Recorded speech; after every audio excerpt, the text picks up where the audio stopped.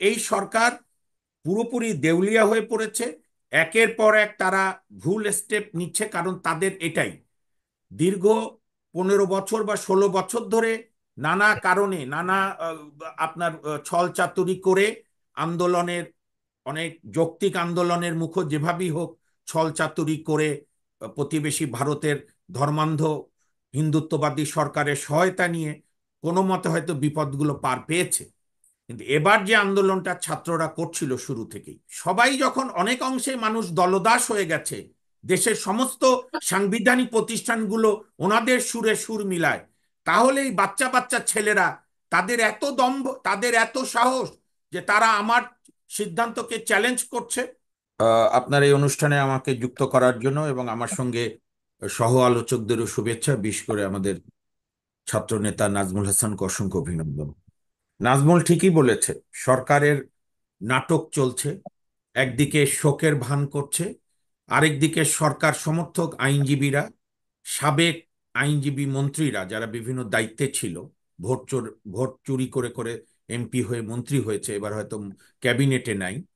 আপনি হুম, আমি প্রথমে একটা কথা বলি, যেটা ডক্টর ইফতেখারুজ্জামানরা নাগরিকরা বলেছে, টিআইবি সহ। গতকাল আমাদের বারের একজন তরুণ সদস্য মঞ্জুর মতিন, তিনি একটি মামলা করেছিলেন যে এই যে 6 জন সমন্বয়ককে বা হুম, 6 ছাত্র নেতাকে, বা আমি বলবো 6 সূর্য সন্তান, তাদেরকে যে ডিবি অফিসে কিভাবে রেখেছে, আন্ডার হোয়াট অথরিটি, এইটার রিট পিটিশন কালকে কোর্টে শুনানি শুরু হয়েছিল এবং আজকেও শুনানি চলেছে। সেখানে পুরো অ্যাটর্নি জেনারেল অফিস, আপনি অবাক হবেন, সারোয়ার ভাই এখানে বুঝতে পারবে যে কিরকম বাজে প্র্যাকটিস করেছে। অনেক কোর্টের ডেপুটি অ্যাটর্নি জেনারেলরা ছিল না, যার যার কোর্টে সবাই ওই 23 নম্বরের রিড বেঞ্চে গিয়ে, জাস্টিস মোস্তফা জামান ইসলাম সাহেবের বেঞ্চে গিয়ে, মানে হিয়ারিং এর নামে একটা হুলিগানিজম করেছে। একটা এই পিটিশনারদের পক্ষের লয়ারদের কথাই বলতে দেয় না। এবং আপনি জানেন, হাইকোর্টে নিয়ম হচ্ছে, যিনি পিটিশনার তার পক্ষের আইনজীবী আর্গুমেন্ট করবেন, রুল দেওয়ার পরে সরকারকে শুনতে হয় যদি কোনো অ্যাডিনটেরিম অর্ডার দিতে হয়। আচ্ছা, নয় বুঝলাম জনগুরুত্বপূর্ণ, সরকার আর্গুমেন্ট করবে। কিন্তু আমরা কি দেখলাম, ইউসুফ হোসেন হুমায়ুন, আমি যেটা আমার জুনিয়র বন্ধুদের কাছে শুনলাম, মোহাম্মদ নুরুল ইসলাম সুজন, মমতাজউদ্দিন ফকির, আওয়ামী লীগের দলদাস আইনজীবীরা, তারা আজকে কোর্টে লম্বা লম্বা আর্গুমেন্ট করেছে। অর্থাৎ একদিকে প্রধানমন্ত্রী শোকের নাটক আঁকছেন, আর আরেকদিকে তার অ্যাটর্নি জেনারেল অফিসকে, যদিও অ্যাটর্নি জেনারেল অফিস সংবিধান অনুযায়ী বাংলাদেশের, তার অ্যাটর্নি জেনারেল অফিসের প্রত্যেকটি পয়সা ব্যয় হয় জনগণের করের টাকায়, কিন্তু সেটিকে আওয়ামী লীগের একটা ইউনিট অফিস বানিয়েছে, সেগুনবাগিচে ইউনিট আমি অনেক সময় বলি। সেই ইউনিটের সবাইকে নামিয়ে দিয়েছে যাতে হিয়ারিং ঠিক মতো না করতে পারে। কাজী এই সরকার পুরোপুরি দেউলিয়া হয়ে পড়েছে। একের পর এক তারা ভুল স্টেপ নিচ্ছে, কারণ তাদের এটাই দীর্ঘ 15 বছর বা 16 বছর ধরে নানা কারণে নানা আপনার ছল চাতুরি করে আন্দোলনের, অনেক যৌক্তিক আন্দোলনের মুখো যেভাবেই হোক ছল চাতুরি করে প্রতিবেশী ভারতের ধর্মান্ধ হিন্দুত্ববাদী সরকারের সহায়তা নিয়ে কোনো মতে হয়তো বিপদগুলো পার পেয়েছে। কিন্তু এবার যে আন্দোলনটা ছাত্ররা করছিল শুরু থেকেই, এবং আমি এই প্রসঙ্গে আপনাদেরকে বলি, এটাই হচ্ছে আজকে আমাদের আইনজীবীরা, আমাদের তরুণ বন্ধু নাজমুল হাসান ঠিকই বলেছে, আজকে আইনজীবীরাও লাল কাপড় মুখে বেঁধে ওনাদের সঙ্গে সংহতি জানিয়েছে। এবং আমরা যেটা একটি বৃহত্তর আইনজীবী মোর্চা আছে দল মত নির্বিশেষে, আওয়ামী সুবিধাভোগী আইনজীবী ব্যতীত অনেক জি। বিবেকবান আওয়ামী আইনজীবী লয়াররাও আমাদের সঙ্গে আছে।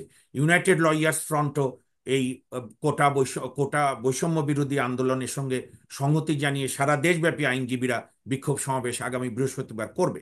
তো যেটা বলছিলাম, তো সেইখানে আপনার তারা এই যে একটার পর একটা, মানে প্রথমে তো তুচ্ছ তাচ্ছিল্য এগুলো বলেছে, আমি আর রিপিট করছি না। আমি যেটা বলছি, ওই যে আমি কালকে একটা আমার ছেলের বয়সী ছেলের ব্যানারে দেখলাম যে 52 আর 24 এক হয়েছে, যথার্থ বলেছে। আপনাকে সাগর ভাই রুট কজে যেতে হবে।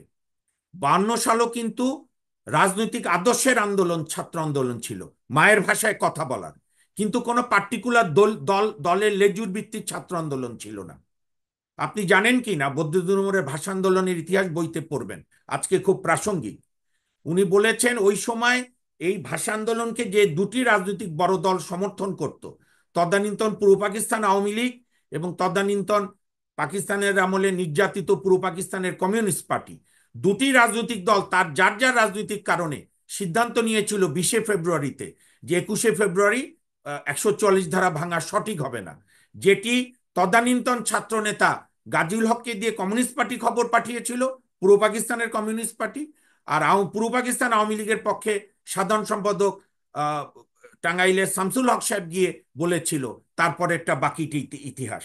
ঠিক 90 তো দুই নেত্রী বুঝে ওঠার আগেই জিহাদের লাশকে ঘিরে, আমিও সেই আন্দোলনের একজন ক্ষুদ্র কর্মী ছিলাম, জিহাদের লাশকে ঘিরে আমরা ছাত্র আন্দোলন ঐক্যবদ্ধ হয়েছিল এবং সেই বিখ্যাত বক্তৃতা তদানীন্তন ছাত্রলীগ সভাপতি হাবিবুর রহমান হাবিব দিয়েছিল অপরাজয় বাংলার পাদদেশে, যখন অভিনীরুরা আমানুল আমানকে হত্যা করতে আসে, যে আমান আমার ভিপি, শুধু তোমার ডাকসু ভিপি না, সবার ভিপি, এবং একে অপরকে। যাই হোক, তো এই বাংলাদেশে আজকে এটাই আমাদের সবচেয়ে আনন্দের দিক, এত রক্তক্ষরণের মধ্যে আমার সন্তান তুল্য এত লাশ লাশ দেখার পর রক্তাক্ত বাংলাদেশে যে আমাদের ছাত্র আন্দোলন তার ঐতিহ্য 52-তে ফিরে গেছে, 62-তে ফিরে গেছে, 69-এ ফিরে গেছে। রাজনৈতিক আদর্শ হচ্ছে জনগণের মুক্তি ব্যাপক অর্থে, কিন্তু কোনো দলের লেজুর ভিত্তি না, কোনো নেতা নেত্রীর নামে স্লোগান নয়, বাংলাদেশের নামে স্লোগান। এবং আমি এখানেই মনে জি। করি যে কিন্তু শেখ কিন্তু হাসিনা। সরকারের পক্ষ থেকেও তো আশ্বস্ত করা হচ্ছে, বিচার করা হবে, এবং প্রধানমন্ত্রী আশ্বস্ত করছে এবং শোক পালন করছে, আজকে আমরা দেখতে পাচ্ছি। তবুও কেন আন্দোলনটা চলছে বলে আপনি শোনেন, মনে করেন? আওয়ামী লীগ দুইটাকে শেষ সরকার। করবে পাশাপাশি। হ্যাঁ, পাশাপাশি জামাতে ইসলামকে এই মুহূর্তে নিষিদ্ধ করার যে একটি চেষ্টা চলছে, এটি নিয়ে বেশ তর্ক বিতর্ক হচ্ছে। আপনার কাছে কি মনে হয়? আজকে মহাসচিব ফখরুল ইসলাম আলমগীর বিএনপি তিনি বলেছেন যে এই মুহূর্তে শুধুমাত্র আন্দোলনের প্রতি প্রতি যে দৃষ্টি রয়েছে সেটিকে অন্যদিকে ঘোরাবার জন্য এই চেষ্টা করেছে। আপনি কি একমত কিনা, নাকি আপনি অন্যরকম মত পোষণ? ঠিক, বর্তমান চূড়ান্ত মিথ্যা। দুইজন যদি মুখোমুখি হয় পালিয়ে যাবে, বলবে ওরে বাপরে আমার বস এসে গেছে। তো এইটা একটা মিথ্যাবাদী সরকার, মিথ্যা। দেখেন শুরু থেকেই এই যে নাজমুল হাসান বলছিলেন, কোন এই যে ছাত্রলীগ, যার নাম এখন জনগণ দিয়েছে কি বলে হেলমেট লীগ, এরা নামার আগ পর্যন্ত তো একটি, এবং ওনাদের দম্ভে লাগলো যে সবাই যখন অনেক অংশে মানুষ দলদাস হয়ে গেছে, দেশের সমস্ত সাংবিধানিক প্রতিষ্ঠানগুলো ওনাদের সুরে সুর মিলায়, তাহলে এই বাচ্চা বাচ্চা ছেলেরা, তাদের এত দম্ভ, তাদের এত সাহস যে তারা আমার সিদ্ধান্তকে চ্যালেঞ্জ করছে। নাতি পুতি আর ওবায়দুল কাদের ছাত্রলীগ নামিয়ে দিল, তারপরেই তো এই সংঘাত শুরু হলো। তো সুতরাং এই রক্তক্ষরণ হলো, এইটা জি, একটা গণহত্যা হয়েছে। আমি আমার মুক্তিযোদ্ধা পিতাকে জিজ্ঞেস করছিলাম বইপত্র পড়া ছাড়াও, এবং জি। 1971 ক্র্যাকডাউনের রাত এবং মাঝে মাঝে কিছু অপারেশন ছাড়া 2 দিনে 250-300-র বেশি, আমি সংখ্যায় বিতর্কে গেলাম না, এত হত্যা কোনো আন্দোলনে হয়নি, ইভেন আমাদের মহান মুক্তিযুদ্ধের সময়। এখন আওয়ামী লীগ বাঁচার জন্য একের স্টেপ নেবে। ইয়াহিয়া খান তো আওয়ামী লীগকে নিষিদ্ধ করেছিল। জি।